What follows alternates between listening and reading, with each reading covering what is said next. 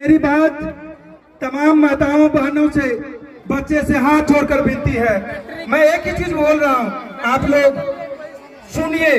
और सुनने की बच्चा, आप लोग जब तक सुनेंगे नहीं तब तक कैसे याद रहेगा। यह कोचिंग खोलने वाला व्यक्ति एक शख्सियत था, उसका नाम था राजेश कुमार रवि, जिन्होंने 10वीं की पढ़ाई जब कर रहे थे उसी समय पढ़ाई के साथ साथ इन्होंने कोचिंग चौहान कोचिंग सेंटर में अपना प्रारंभ किया था। इनका सपना था कि कुछ मैं बनूं अपने समाज के लिए, लेकिन वह सफलता हासिल नहीं लगा। किसी तरह पढ़ाई करते गए और निश्चित तौर पर बीएड किए और आज पीएचडी भी जारी है। यह चीज सुनने के लिए किसी मोबाइल और टेलीविजन में नहीं मिलेगा। यह मैं दावा के साथ बोल रहा हूँ, यह टेलीविजन मोबाइल में आपको नहीं मिलेगा। माता पूरन देवी और पिता हरिलाल मंडल जी का मैं हार्दिक अभिनंदन करता हूँ कि उन्होंने ऐसा पुत्र का जन्म दिया इस नवादा की धरती पर। आज एक पिलर खड़ा कर दिया जिससे कि एक शैक्षणिक संगठन को गंगोत्री वेलफेयर फाउंडेशन को यहाँ पर आना पड़ा इस कार्यक्रम करने के लिए। आज 15 अगस्त का दिन है। हमारे समाज से गंगोता एवं गंगोत्री समाज के स्वतंत्रता सेनानी बाबू महादेव प्रसाद आर्य जन्म 4 जुलाई 1914 ईस्वी, पुण्यतिथि 27 फरवरी 1999, जन्म स्थल आशा टोला बरियारपुर मुंगेर जिला। यह व्यक्ति स्वतंत्रता सेनानी के समय में हमारे समाज के रीढ़ की हड्डी बनी थी और देश को आजादी दिलाने में इसका अहम भूमिका था। इसी पे एक थोड़ा सा देशभक्ति पे, आज क्योंकि 15 अगस्त का दिन है तो देशभक्ति के लिए एक शायर अदा करना चाहता हूँ। ए बात हवाओं से बताए रखना, ए बात हवाओं को बताए रखना, रोशनी होगी चिरागों को जलाए रखना, लहू देकर जिसकी हिफाजत हमने की, ऐसे तिरंगे को हर हमेशा संभाल के रखना, संभाल के रखना। एक व्यक्ति था गंगोत्री वेलफेयर फाउंडेशन का, जो गंगोत्री वेलफेयर फाउंडेशन का अभिभावक कहा जाता है। वह व्यक्ति आज की तारीख में रेलवे है, रेलवे में कार्यरत है, लोको पायलट है। उसकी अगर कहानी सुनेंगे, जीवनी सुनेंगे, रोना आ जाएगा आप लोगों को। इसी आसपास में थे मुंशी पट्टी, शायद नाम सुने होंगे। 1983 की कहानी है। आप लोग जो होंगे उस समय याद कीजिएगा। 1983 और 1984 ईस्वी में इस इलाके में इतना बाढ़ आई और इतना कटाव आया।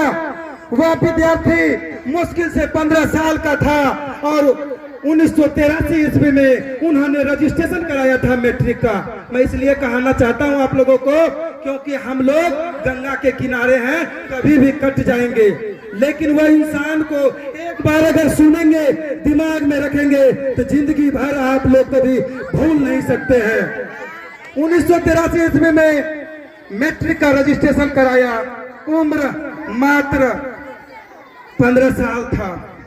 1984 ईस्वी में बाढ़ की समस्या आया इसी बिहपुर में। उस समय बिहपुर हुआ करता था प्रखंड, अब नारायणपुर हुआ करते हैं। और 1985 ईस्वी आते आते उस अरविंद प्रसाद जी का एक धूर जमीन नहीं बचा। उसके घर में एक माँ और पिताजी रोड के किनारे झोपड़ी बनाकर रहने लगे और मैट्रिक का विद्यार्थी रिजल्ट भी निकला। इसी जेपी कॉलेज भागलपुर में उन्होंने एडमिशन कराया था इंटर में। और किसी साथी ने उन्हें बताया, आप भाई पॉलिटेक्निक कर लो। उन्होंने दुमका झारखंड से किया, क्योंकि उस समय 1985 ईस्वी में झारखंड अलग नहीं हुआ था, 2000 में हुआ था। इसीलिए बोल रहा हूँ, उस समय दुमका में उन्होंने पॉलिटेक्निक कॉलेज में पढ़ाई किया और 3 साल का कोर्स किया और फिर भी उसको नौकरी नहीं मिला कभी भी। 1989 से लेके सन 1999 तक उन्होंने अपना जीवन यूं ही चलता रहा कोचिंग के सहारे, जैसे आज हमारा रवि सर चल रहा है। हार नहीं माना उस व्यक्ति ने।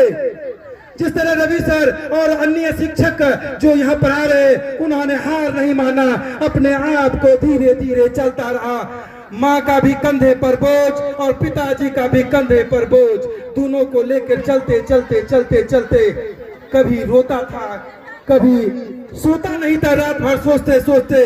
लेकिन किस्मत उन्हीं का साथ देता है जिसके जिगर में ठान लिया आज ना कल मुझे मौका मिलेगा, क्योंकि शिक्षा वो शेरनी की दूध है, जो पिएगा वो हर हमेशा दौड़ेगा।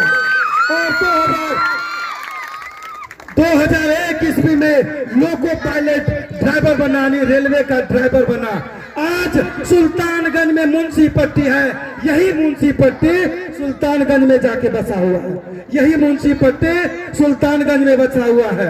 आज उस सुल्तानगंज में सबसे बड़ी अगर बिल्डिंग है उस शख्सियत का है जिन्होंने 11 साल कोचिंग का संघर्ष किया था माँ और पिताजी का। इसीलिए आप लोगों से रिक्वेस्ट करता हूँ, हम लोग गंगा के किनारे हैं, कभी हमारी जमीनें कट जाएगी, कभी हमारे घर में कुछ अनहोनी हो जाएगा, उससे घबराना नहीं है भाई, कभी घबराना नहीं है। अपने आप को हर हमेशा अरविंद प्रसाद मंडल जी को याद करना, उन्होंने संघर्ष कैसे किया।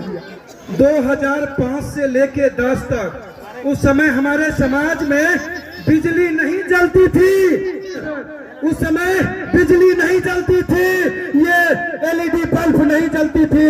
घर में एक छोटी सी बोतल थी, उसमें एक केरोसिन का तेल डाला जाता था, एक दिया डाला जाता था, उसमें पूरा जब गांव में निकलते थे धीरे धीरे धीरे, तो सभी के घर पे शाम होते ही पूरा परिवार का बच्चा एक दिए में पढ़ता था, दिए में पढ़ता था। चाहे गांव जाओ, टोला जाओ, मोहल्ला जाओ या बसा जाओ, गांव जब भी घूमने के लिए निकलते थे तो हर गांव के दरवाजे पर बच्चा एक दिए में पूरा बच्चा पढ़ता था। लेकिन किस्मत इतनी खराब है आज समाज की, लाइट होते हुए भी कोई दरवाजा पर भैया नहीं मिलता है, बच्चे पढ़ने वाला कोई नहीं मिलता है। मिलता है उसके पैकेट में या हाथ में बड़ी सी मोबाइल रहता है।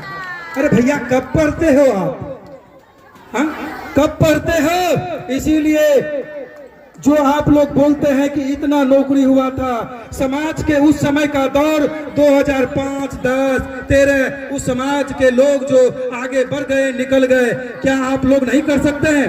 इसीलिए आप लोगों से निवेदन करना चाहता हूं, सभी छात्र छात्राओं से निवेदन करना चाहता हूं कि आप घर पे कम से कम मेरे फौजी भाई के लिए शाम में 1 घंटा पढ़िएगा। हाथ उठा के बोलो, शाम में 1 घंटा पढ़ना है, आदत डाल दो, 1 घंटा, मात्र 1 घंटा।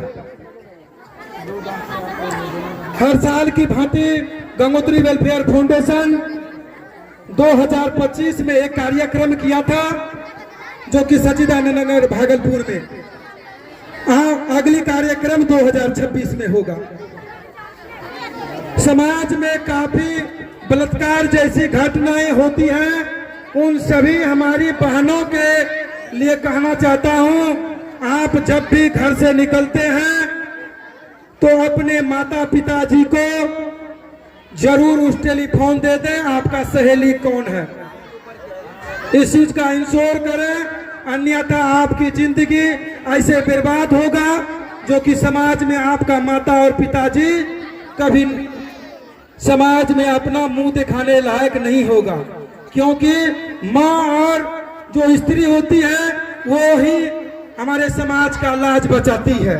समाज आपके ऊपर है, अब लाज आपको बचाना है।